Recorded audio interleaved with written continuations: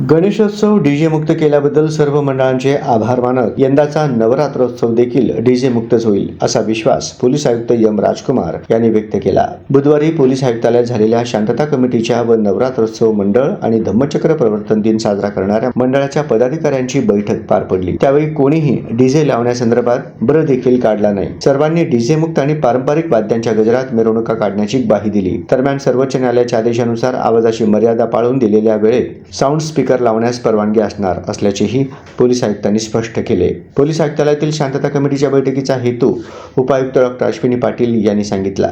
त्यानंतर महावितरणच्या अधिकाऱ्यांनी सर्व मंडळांना अधिकृत वीज कनेक्शन घेण्याची सूचना केली। तत्पूर्वी मध्यवर्ती नवरात्रोत्सव मंडळाचे पदाधिकारी विजय पोकाळे, सार्वजनिक मध्यवर्ती नवरात्रोत्सव मंडळाचे अध्यक्ष ब्रह्मदेव गायकवाड, शिवानंद सावळकी यांच्यासह ॲडव्होकेट प्रशांत कांबळे, विष्णू कारंपुरी, रूपा भवानी मंदिराचे मल्लीनाथ मसरे, माजी उपमहापौर दिलीप कोल्हे, युवराज पवार, विक्रांत गायकवाड, सुशील सरवदे आदी उपस्थित होते।